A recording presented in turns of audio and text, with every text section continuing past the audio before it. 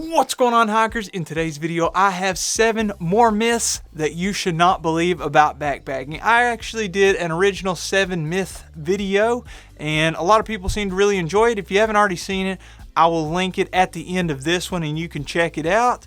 But today, we're tackling some more myths, starting with you have to wear boots while backpacking.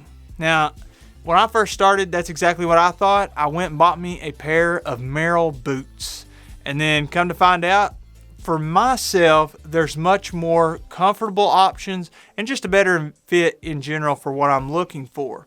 Now, if you don't want to buy any, just wear tennis shoes. You may slip and slide a little bit because the tread on the bottom of those, it's not as aggressive as what you get with a boot. But another alternative is a trail runner, which is basically a tennis shoe that it's like a hiking boot tread. And if you want a more minimalist design, you could also try sandals. Some people absolutely love those. Some people just take them as camp shoes too. Or lastly, you could go barefoot. Now that's not for me. I have not been working for years to build up all these calluses on my feet. I may wear size 15, but they're little sissy feet and they do not mind a pedicure. So whatever the right choice is for you, I urge you to just make sure you're getting out into the backcountry and enjoying. Number 2 on our list is the myth that you have to be in great shape in order to go backpacking. Could not be further from the truth. I will tell you, backpacking is a great motivator to get into shape. Maybe you want to do some of those higher mileage days and work your way up. And it could be more of a, I'm tailoring the trip to my needs. Like, for instance, myself, I like to take 2 or 3 miles, head out, set up camp, and then walk those 2 or 3 miles back to the vehicle the next day. And that is an enjoyable trip, especially, in the wintertime and I take all this extra stuff and it's heavy. It's a super fun trip. I'll give you another example. On my very first hiking / backpacking trip, I met this couple. They were an older couple and they were on the Appalachian Trail and they were spending the entire hiking season out there, but they were shelter hopping. They were going from shelter to shelter to shelter, and the shelters were maybe 5 or 6 miles apart, and that was their goal every day, was to make it to the next shelter. They had a great time. I had fun with them. If it took them all day to get to the next shelter, awesome. If it took them half a day, well, now they have all this time to lounge. But don't you dare for a second believe that you have to be in great shape in order to go backpacking. Absolutely not true. Our third myth today, it's going to be a little bit controversial. Hear me out here before you start lighting up the comments. You have to hang a food bag in order to prevent bears from getting into it. Wait, what did he just say? Okay, here it is. I'll go ahead and tell you. I live in the southeastern part of the U.S. We have black bears. They are oftentimes a nuisance. I have no idea where you're watching this. So follow whatever rules and regulations there are for your area that you're backpacking in. But there are some alternatives to hanging a bear bag. And the goal is to not get your food stolen by a bear or any of the other critters that are going to be around, whether it's raccoons or mice or squirrels or whatever.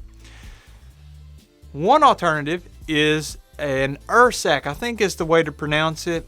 I know some people have had problems with these in the past, but they're basically a at least semi-bear-proof bag. It's supposed to be tear-resistant. Nothing can chew through them. And you tie them to a tree. And then it protects your food from getting taken by a bear. Now, I will say this about everything that we're talking about. If a bear wants something, I'm pretty sure that they can get it. They're king of the jungle out there. A second option, you could go with a bear canister. A bear canister is basically just this big container that has a lid that locks on it. And you can put your food in there. Some parts of the country, you have to use a bear canister in order to backpack there if you're taking food with you. Another alternative is a bear box at a shelter. Now, this isn't a very reliable way of storing your food unless you're on a trail that has a lot of bear boxes. Any trail that I've been on, it's pretty rare that there is a bear box, but sometimes, especially in high bear activity areas, they'll put in bear boxes and chain them to the ground. I saw one of those things where it had been flipped over by a bear trying to get food out of there whenever we were backpacking on the AT somewhere around Damascus, Virginia. So bear box, that's always an option. It's always nice to not have to hang a bear bag if you're at one of those shelters. Another alternative, I've seen Jupiter Hikes, which has his own YouTube channel. Great YouTube channel, actually. I would encourage you to check him out. He, in the past at least, I don't know about now, but he has slept with his food. And he took certain precautions before he did this. He would eat away from camp, and he'd have his food in odor-proof bags. And then the only risk that I saw was a bear could attack you in the tent, right? It could still smell the food maybe. Or mice. Like mice can chew through your tent or your backpack or wherever you have your food stored. So just be careful whatever option that you pick, but you don't have to necessarily hang a bear bag. There are other alternatives. I've been guilty of this in the past. Some shelters, they have the little hooks that has a string hanging, and then maybe a tin can or something like that around it to keep squirrels and stuff from getting to it. I've hung my food on those a bunch of times. You know, you're at the end of the day and you've hiked all day and you're like, the last thing I want to do is throw a freaking rope over a tree and hang my food up there. You can do that, but just know animals can still get your food. And if there's somebody in camp that's not comfortable with that, it is highly irresponsible to do that. So make sure that if there's other people that you don't know around camp and they don't want the food hanging there literally at their feet in the shelter, please respect their wishes and be a nice person and go ahead and hang that bear bag. Our fourth myth today is that planning trips is difficult. It's hard to figure out a new spot. It's hard to figure out what route you want to take whenever you're out there and what you're going to see whenever you're heading into the backcountry. Well, this is false. And I'll tell you right now, you just haven't found the right resource in order to effectively plan your trips for you. And that makes me excited because I get to share with you the resource that I use in order to plan my trips. And they're actually today's video sponsor as well. It's Onyx Backcountry. And I've been working with them for a while now, and they've been in the apps and maps game for even longer, over 12 years. They have become experts at helping you take your phone and making it your guide while you're in the backcountry. They also have a website, and I will link it below. Now make sure if you're downloading this app and you're getting on that website and you're signing up, use the code JS20 in order to save 20% off whenever you're signing up. Now I'll tell you a few features that they have, but there's way more than I could even list in this video. So I'll start off with, they just released, it's so exciting, released the 3D feature. So you can check that out on the website or on your phone just using 2 fingers to scroll around and look on the map. You can get a good idea of what the mountains and the terrain is going to look like whenever you're actually out there. Now when I'm planning my trips, I use their line tool in order to create the exact route that I want to take whenever I'm in the backcountry. I get on the computer and like to do it on there. And then I know I'm not going to have service whenever I'm headed out into the backcountry. So I use their offline maps feature and I go ahead and download the location where I'm going ahead of time. That way when I get out there, it doesn't matter if I have service or not. I already have it on my phone. So I have the safety and security and the peace of mind knowing that I don't need service. I know where I'm going. And if I want to track exactly what my route has been and what the terrain has been like, I can use their tracking feature. I can also look on the route that I created and check out the elevation profile and see what is the terrain going to look like. Is it going to be difficult? It's going to be in red. Is it going to be moderate? Okay, it's going to be yellowish. And if it's easy, easy for me, that is going to be color coded as green on the app. So I would highly encourage you to use Onyx Backcountry in order to plan your trips whenever you're headed out and enjoying the great outdoors, because they are absolutely a great resource to help you out. So thank you again, Onyx Backcountry. Make sure you all use the code JS20 if you do sign up.